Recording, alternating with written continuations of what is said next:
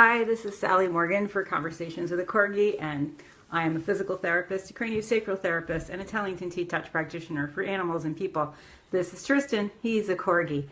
And today we're in New Jersey at my mom and my sister's house, and we will be here all day running a TTouch class, a Tellington TTouch class, for some people in the area who would like to use TTouch with their own pets and with pets where they might volunteer at a shelter or a sanctuary. And my sister's horse has EPM, so we're hoping to go over in the afternoon and do some TTouches and some wraps for him to help him with his EPM. TTouch, for those who have horses, can be vastly important for animals with neurologic conditions such as Wobbler syndrome or EPM. If you have a horse who has a neurologic issue or a suspected neurologic issue, the TTouch office has a great booklet of suggested TTouches and wraps that you can do with your neurologic horse to help improve their balance and their function and their proprioception. It's a wonderful little book.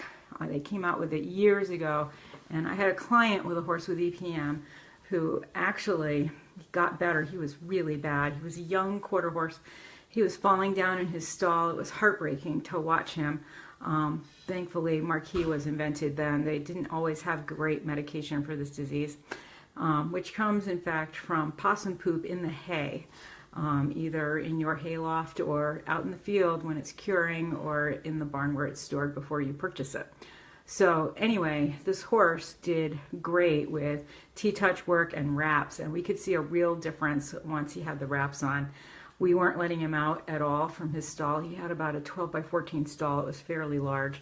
And we did this work with him and craniosacral therapy over a period of a month, and he displayed enough improvement that he could go back in his little area. And you know, they have these exacerbations where it flares up again, and you never know when that might be. And it can be caused by any sort of stress, such as a new horse coming into the pasture, a horse he likes going in for dinner before him, changes in the weather. It doesn't take much, any level of stress, and they start to show symptoms again. So this client did a great job taking care of that horse, and ultimately, when he was pretty stable, a couple of years later, she found a home for him as a companion horse.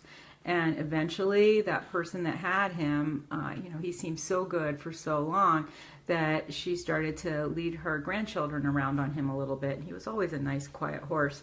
The problem with EPM, though, is that they become not so great with proprioception, and they get stumbly and trippy, and they can't right themselves when they start to go down. And so this lady was taking a risk on the one hand, but on the other hand, the horse had been doing well for a long time, and she was just leading them around. Well, in fact, this horse did great being a lead line pony for her grandchildren, and so he was able to return to somewhat of a useful life. Certainly he can't be cantering. Certainly trotting around a corner with a person on them is not a great idea for a horse post-EPM. It's a really devastating disease. My sister's horse is already 32 or 33 years old, and he's already been in somewhat retirement. And she just wants to keep him comfortable for the rest of the time that he has. And right now, the medication he's on is helping him a lot. It's Marquis. He's going out in the field.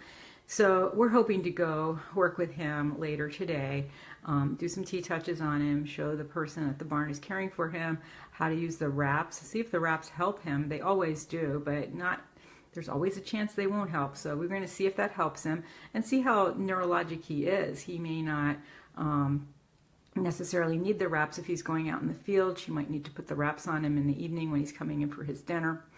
So that's what we're going to do today, and then we're going to do a lot of looking at different ways of doing TTouches, slides, circles, and lifts. And one of the people coming has a senior cavalier whose name is great, Ruby Tuesday. What a great name for a cavalier who's red. Anyway, we're going to be working with some ideas to help her with her dog as well. So we have a fun-filled day, and my sister here has got a million cups going out to people today with cavaliers on them, and lots of other interesting new items for people to purchase that have a pet related theme, cute rugs and all different kinds of shampoos and things. And hopefully also today, Little Biscuit will have a visit down to the vet office, because but there's been such a bad tick season this year. I just want to make sure he's okay and address that as soon as possible. Although we are still coming up on a second tick season in Massachusetts, sometime in the fall, maybe when the weather feels like fall. Thank God we're having extra summer, because I didn't feel like July was summer. Anyway, if there is a second tick season, I usually like to wait and treat them after the second tick season in case they get reinfected, because it's such a hard thing on your dog to be on antibiotics any more than they have to be. So we will be checking out his blood and see how he's doing. And how are you, Biss? He's having a good time playing with all the Cavaliers. So the other thing we'll be doing while I'm down here is possibly stopping to work with some horses on the way home. And my sister's finishing up her book, which is going to be great. I can't wait for it to be available for people.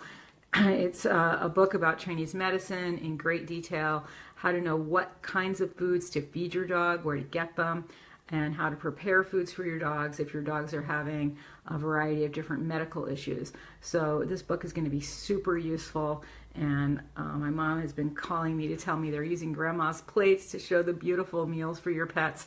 So I'm pretty excited about this book, and so is she, and she can't wait to get that closed up this weekend. So that's exciting. And as you know, I am doing a TED Talk in November, so I'm hoping to have a conversation with my sister about some approaches to that TED Talk to make it as good as it can be, because it's really important to me that I do a great job to represent animals who can't speak for themselves.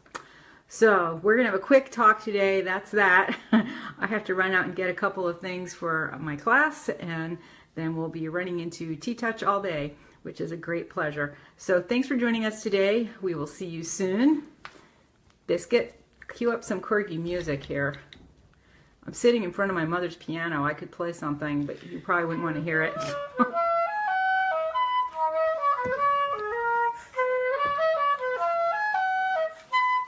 Are you ready for TTouch? We're TTouching a lot of spaniels. We were going to do this at Monkey's house, but unfortunately there's some issues going on so that we can't go up there right now. Michelle is asked for some quiet time. We're happy to do that. So we have plenty of dogs here. No problem. No shortage of pets and cats. Cats have been circling me. I think they want some TTouches today too.